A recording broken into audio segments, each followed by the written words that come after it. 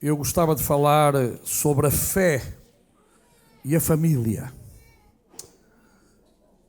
Nós somos uma família de famílias. Cada família aqui representada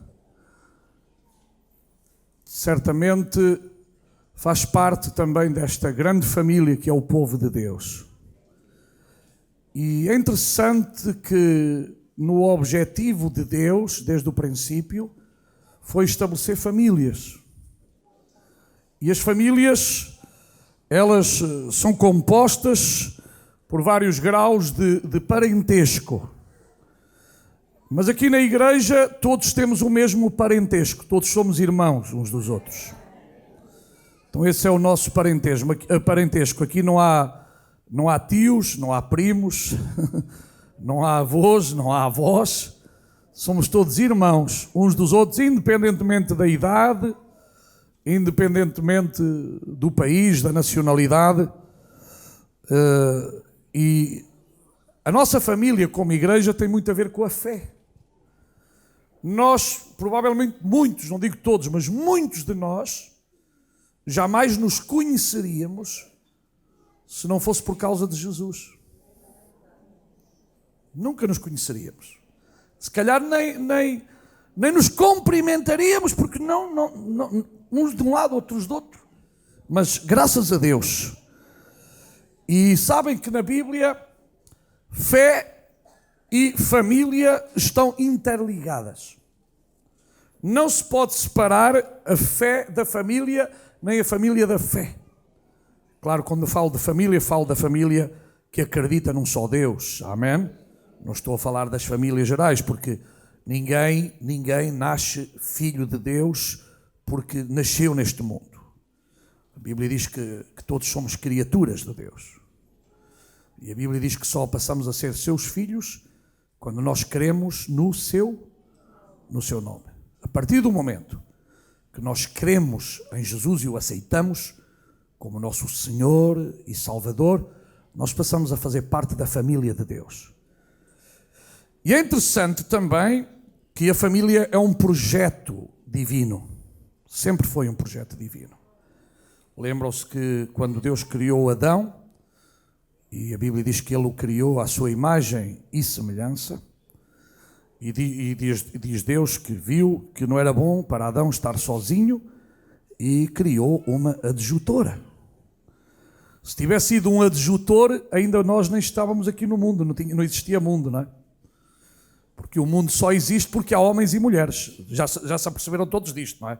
Se não houver homens e mulheres, o mundo não existia. Se fosse só mulheres e se fosse só homens, a coisa estava mal. O mundo já acabaria há muito tempo. Aliás, é o que eles querem fazer, é acabar com o mundo. Mas esse é outro problema. Graças a Deus, porque Deus criou as mulheres. Amém! Glória a Deus! Quantos dão graças a Deus pelas mulheres? Amém, amém. Glória a Deus. É bom, é bom. Pronto. Então, por isso temos os filhos. Amém? Não existiriam filhos se não fosse homem e mulher, ou mulher e homem. Não existiriam. Mas graças a Deus pelos nossos filhos. Quantos dão graças a Deus pelos filhos? Amém. Glória a Deus. Deus faz as coisas bem feitas. Deus faz as coisas bem feitas. Agora, a palavra de Deus é muito clara acerca disso. E Deus usa muitas vezes as figuras das coisas que conhecemos e entendemos a fim de se revelar a nós. Deus sempre teve o cuidado de ensinar-nos muitas vezes através de figuras de algo que nós conhecemos, para que essa verdade se faça uma realidade em nós. E é com muita frequência que o Criador usa a figura familiar, que além de ilustrar quem Ele é, também ilustra como Ele age. Quando a Bíblia, por exemplo, diz, e eu estava a pregar isto no domingo em São João da Madeira, quando a Bíblia diz que Ele é o nosso Pai, e infelizmente as pessoas veem ao contrário, o modelo é Deus e não são os homens, porque os homens falham, e eu sei, isto não é preciso ser um grande estudioso, para saber que alguns dos que estão aqui nesta manhã, e também não tenho que ter nenhuma revelação dessas relações loucas que há por aí, mas eu tenho a certeza nesta assistência toda que há pessoas aqui que tiveram maus pais. Não tenho problema nenhum em afirmá-lo. Há pessoas que nem souberam o que é ter um pai. Há aqui gente nesta manhã que não soube o que é ter um pai, não teve o amor do seu pai. Ou foi maltratado pelo pai, ou viu o pai maltratar a mãe. Então, imaginem que se o modelo é esse pai e não for Deus, nós vamos ver Deus de uma maneira distorcida. Quando tem que ser ao contrário. Nós temos que ver Deus como aquilo que nós gostaríamos que fosse o nosso pai e não o contrário. E Deus é perfeito. Agora, se eu olhar para um pai, se eu tive um pai mau, um pai que me maltratou, um pai que fez de mim, desculpa a expressão, gato de sapato, e a minha mãe, eu posso ter aquela imagem de um pai que nem quer saber dele para nada. Eu já encontrei pessoas que disseram, isso é grave, eu se pudesse matava o meu pai. Já ouvi isto. Eu lembro-me, quando eu comecei a trabalhar nas prisões, que havia gente que dizia, houve lá um dia que quase ia matando o pai, porque o pai bateu na mãe. Portanto, essa é uma figura distorcida. Nós temos que ver Deus como o pai perfeito. Os outros apenas querem-se chegar lá. Todos nós, como pais, os que estamos aqui, temos aqui vários pais, nós nunca nos podemos comparar a Deus. Nós falhamos, nós erramos, nós não fazemos as coisas como deveríamos fazer muitas vezes. Mas Deus Pai faz. Deus Pai é perfeito. Deus Pai é completo. Então não podemos distorcer a imagem de Deus. E há muita gente, especialmente as pessoas que não conhecem Deus como Pai, veem Deus como um tirano, veem Deus como uma figura má, só ali assim com uma cara, desculpa, carrancuda, para castigar. E a figura que a Igreja Católica tradicional do antigamente passou para os membros, e há aqui muita gente que foi da Igreja Católica, sabe o que é isto. Um Deus mau, um Deus ali só para... Não um Deus amoroso, não um Deus que se preocupa connosco, não um Deus que nós podemos tratá-lo por paizinho. Está a entender? Porque é isto que nós podemos fazer hoje, tratar Deus por paizinho. Ele é o nosso paizinho, está bem? Então qual é a relação entre fé e família? Vamos abrir as nossas Bíblias em 1 de Timóteo, capítulo 5, versículo 8. 1 de Timóteo, capítulo 5, versículo 8.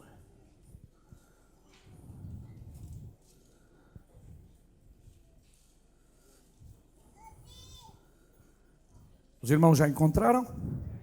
Então diz assim a bendita palavra do Senhor. Se alguém, e reparem bem, Paulo está a escrever a Timóteo, portanto, está a falar para crentes, está a falar para salvos, e diz, se alguém não cuida dos seus, e especialmente dos de sua família, tem negado a fé e é pior que um incrédulo. Sabe, eu já vi pessoas que é tudo espírito. Tudo espírito. Andam nas nuvens. Querem saber de tudo menos dos seus. E é interessante que Paulo está a dizer que a nossa prioridade é a nossa família. Nós temos uma prioridade para com a nossa família. Primeiro família física, mas também família espiritual. Há uma prioridade. Há pessoas que às vezes esquecem-se da sua família. Há pessoas que não estão preocupadas com a sua família, mas crente que é crente, cristão que verdadeiramente é salvo, em primeiro lugar, preocupa-se com a sua família. Com a sua esposa, com os seus filhos, preocupa-se com a sua família. E Paulo está a dizer que aqueles que não o fazem, diz que negam a fé. Negam a fé. E diz que são piores do que os incrédulos. Este versículo é muito forte nesta visão do que deve ser o relacionamento entre a nossa família. Claro que existem várias dimensões do cuidado familiar. Nós temos a área espiritual, nós temos a área emocional e nós temos a área física. Na espiritual, nós temos a preocupação que os nossos familiares conheçam Jesus. E vocês sabem que filho de crente não é crentinho, filho de cristão não é cristão. Nós temos que ter essa certeza absoluta, porque não vai ser que nós podemos pensar que pelo facto de que nascemos numa família cristã, automaticamente somos cristãos. Não! Para sermos cristãos temos que ter um encontro com Jesus. Para sermos salvos temos que ter um encontro com Jesus Cristo individualmente. E isso é algo que cada membro da família o tem que fazer separadamente. Agora, nós temos que suprir a área espiritual. Meus irmãos, graças a Deus pelo programa da igreja, graças a Deus pelos cultos, graças a Deus pela escola dominical, mas também se nós não formos o exemplo no lar, espiritualmente falando, como é que vamos influenciar os nossos filhos? Eu aqui posso ter a carinha de santo e lá em casa ser um diabo ou um demónio autêntico. E há pessoas que se esquecem disso, que aparentemente na igreja vestem uma roupa nova, podem pôr a máscara para vir à igreja, mas não é a máscara da igreja, é aquilo que nós somos diariamente. Somos conhecidos como o terror do bairro, ou somos conhecidos como homens e mulheres de Deus. Amém? Se eu chego a casa e estou a armar zaragata e com os meus vizinhos e palavras suaves, feias, etc, etc, etc, que exemplo sou eu, não é? Para a minha família. Depois, no sentido emocional, nós devemos providenciar a paz nos nossos lares. Nenhum de nós deve almejar uma casa em guerra. Quem é a mulher ou o homem que está para chegar à casa do trabalho e diz assim, bem, hoje não sei o que é que vai haver lá em casa, se vai haver sarrabulho ou se vai haver arroz doce. Não sei o que é que vai haver lá, mas eu sei que há pessoas que estão aqui que já passaram por isso e outras se calhar estão a passar. Às vezes nem vontade têm de chegar a casa, porque a casa não é um lugar de paz, e deveria ser. A nossa casa tem que ser um lugar de paz, amém? Irmãos, façamos das nossas casas oásis da paz. Já vivemos numa sociedade tão má, e agora ultimamente uma das coisas que eu estou a reparar é que há pessoas que são capazes de ver os outros a sofrer e em vez de ir ajudá-los, tiram fotografias. Vem um a ser espancado e tiram-lhe uma fotografia. Em vez de ir ajudar, é tudo fotografia agora. Tudo tira fotografia. O outro está-se a afogar, em vez de ir salvar, tira-lhe a fotografia a ver quando se afoga primeiro. O outro vai ser atropelado, em vez de gritar e apanhá-lo, deixa-se atropelar que é para ter a melhor fotografia. Vivemos numa sociedade, irmãos, que sinceramente, a caminhar como está, é mesmo a pior que vai. Mas eu quero que a minha casa, o meu lar, sejam um oásis da paz. E sabe uma coisa? Isso está em todos nós. Claro que a mulher pode querer que a sua casa seja um oásis, mas o marido pode não querer. Ou vice-versa. Vamos supor que o marido quer que seja um oásis, mas quando chega lá encontra uma mulher que está sempre...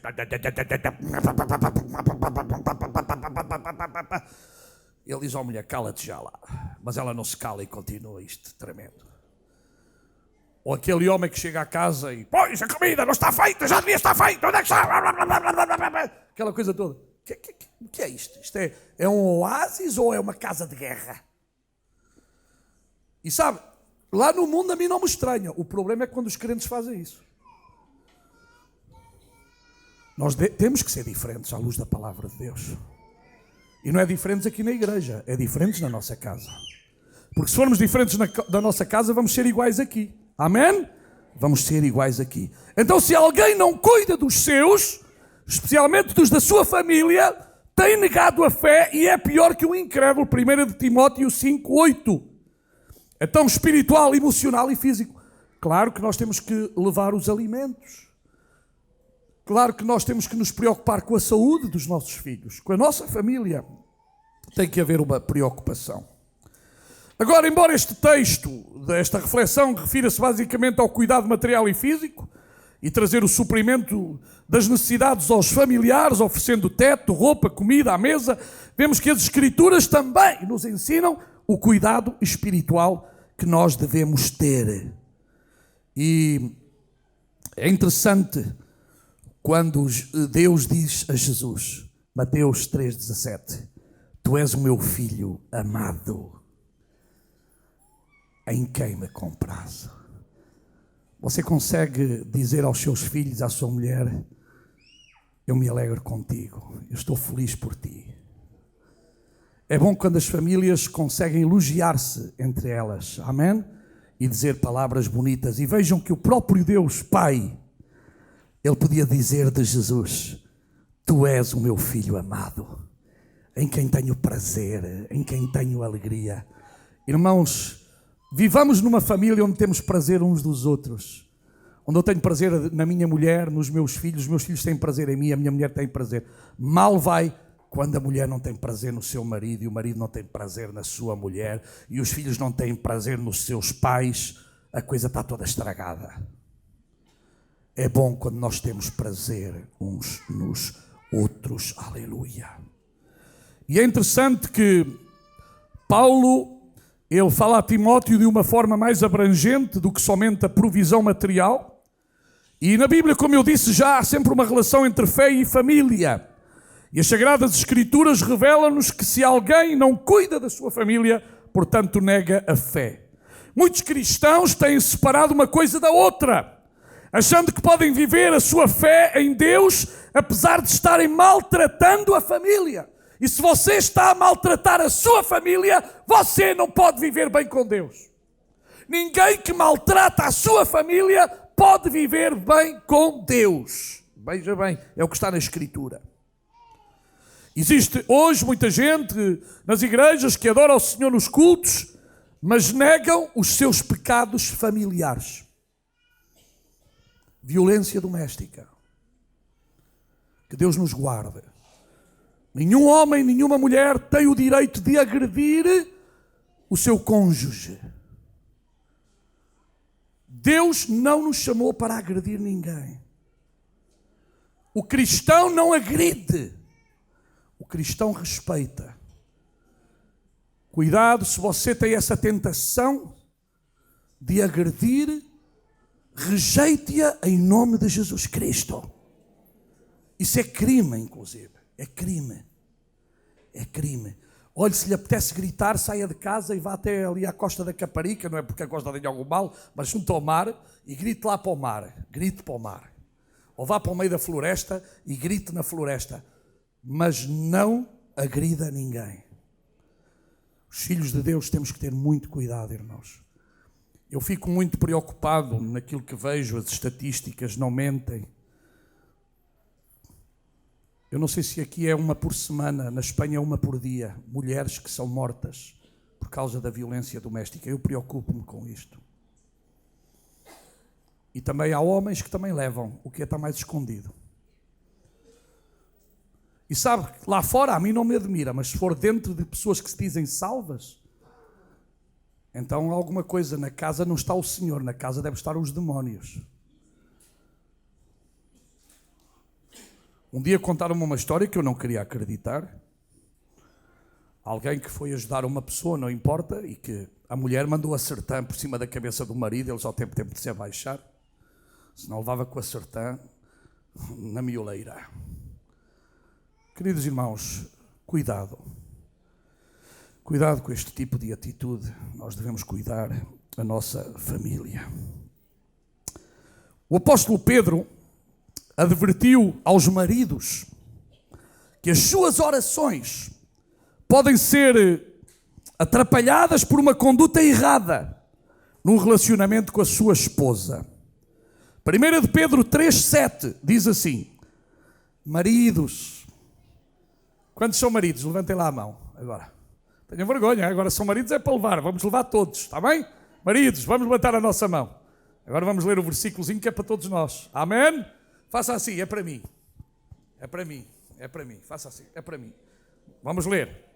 Maridos, vós, eu também, vós, a palavra de Deus está a falar, igualmente vivei a vida comum do lar com discernimento e tendo consideração para com a vossa mulher como parte mais frágil.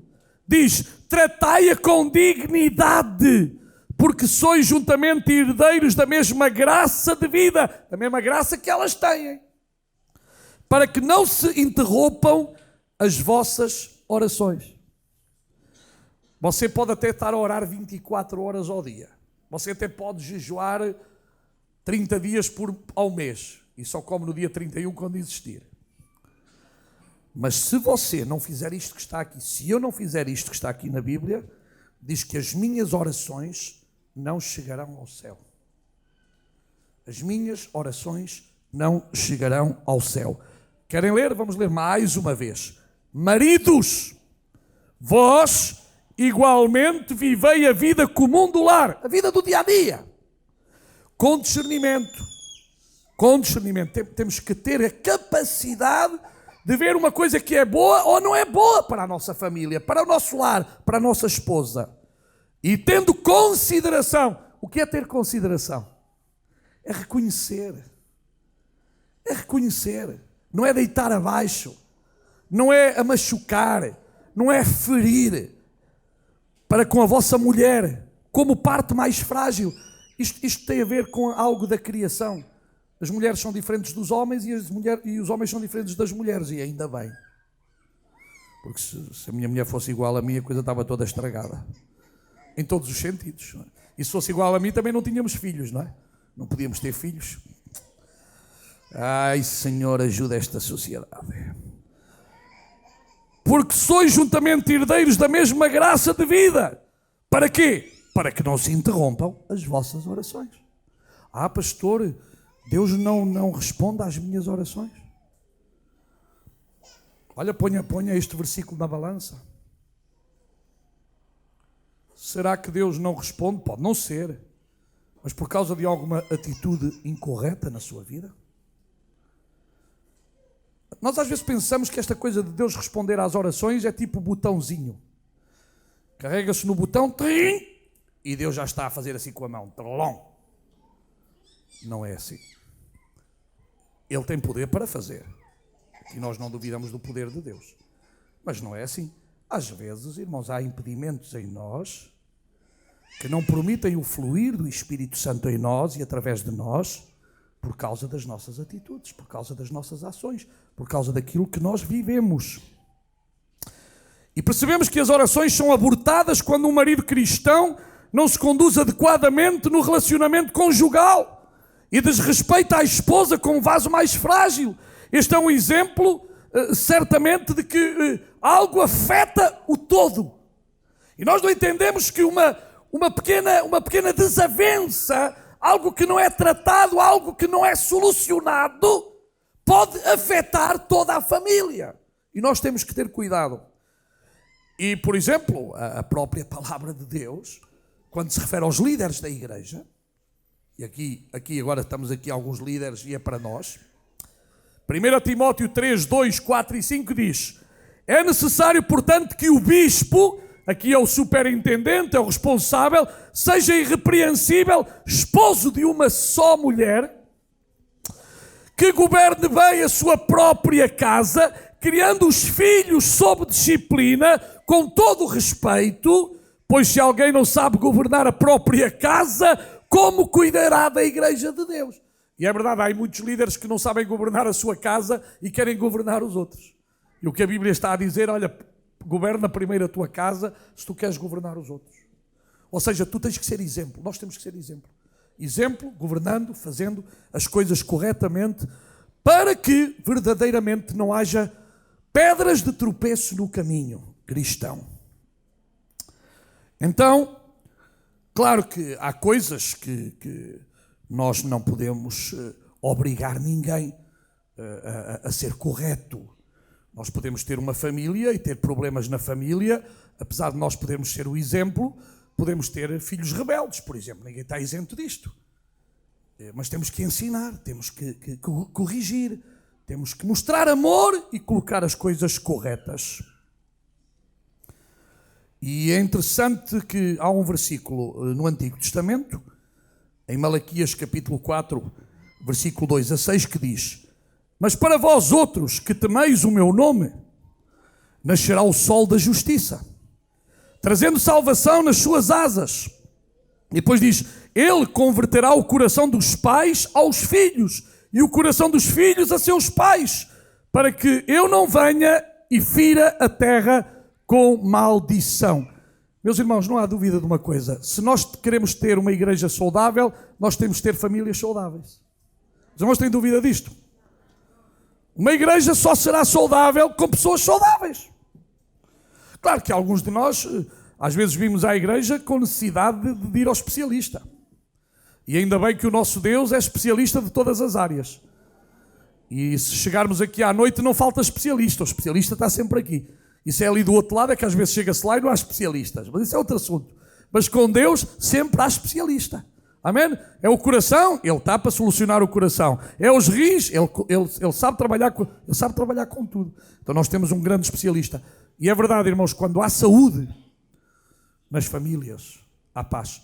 Agora, quando há guerra entre as famílias, e os irmãos sabem, têm exemplos ou de familiares ou de amigos, de um mal-estar na família, o que traz as desavenças. Às vezes até morte no meio da família. Às vezes a porcaria, desculpa a expressão, de uma partilha de 1 metro de terreno leva as pessoas a fazer coisas terríveis.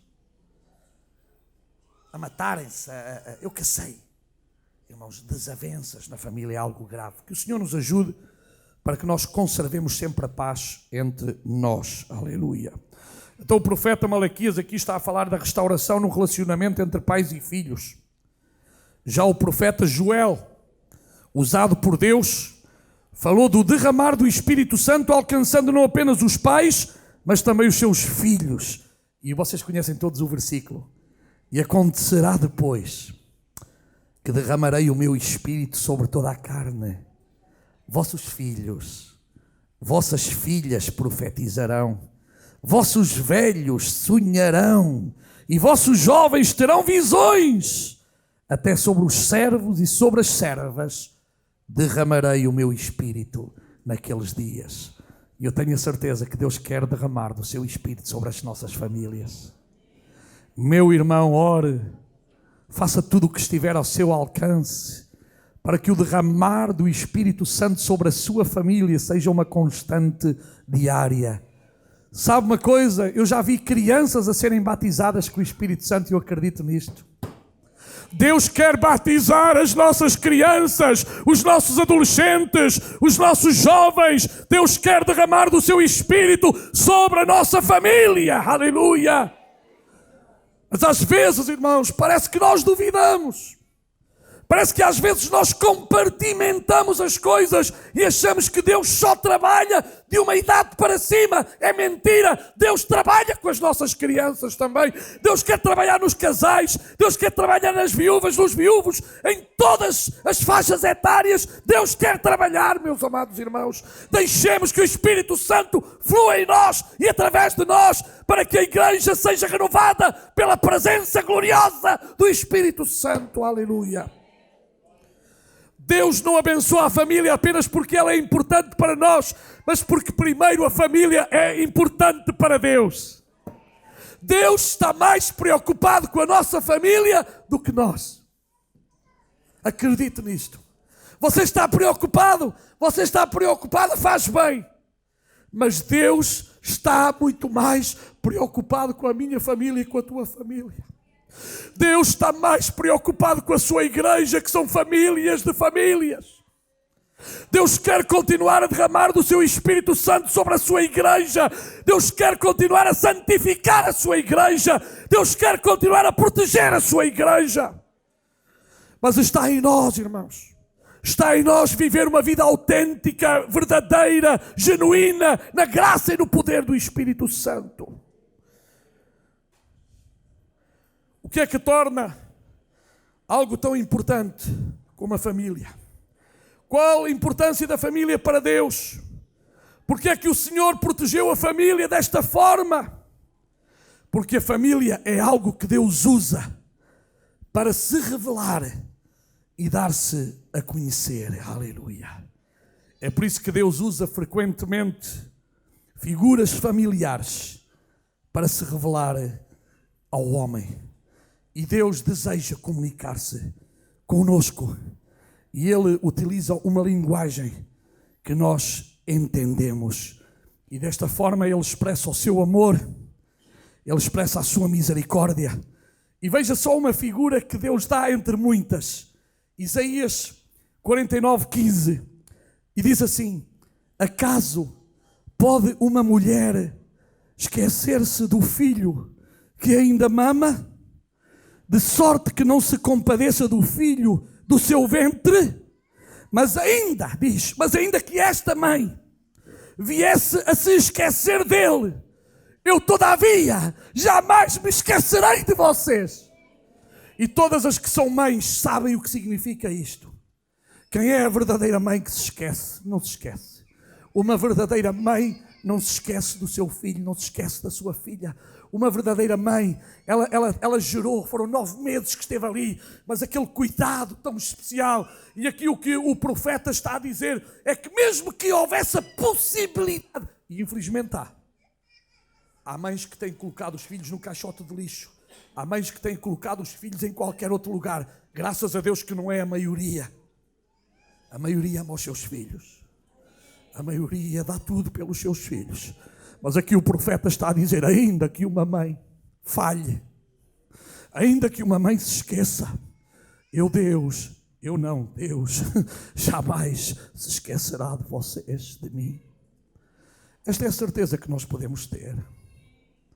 E se você tem sido esquecido pelo seu pai, pela sua mãe, se você ainda nesta manhã se sente ferido pelo tratamento que o seu pai e a sua mãe teve por si, eu quero dizer que Deus não tem culpa disso. E Deus nesta manhã quer brindar o seu amor ao seu coração.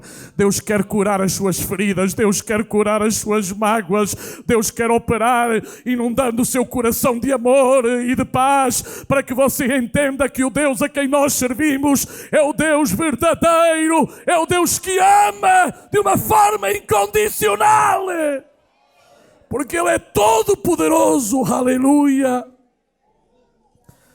E Jesus, lá no sermão, em Mateus 7, 9, 11, Ele diz: qual de vocês, se o filho pedir pão, lhe dará uma pedra?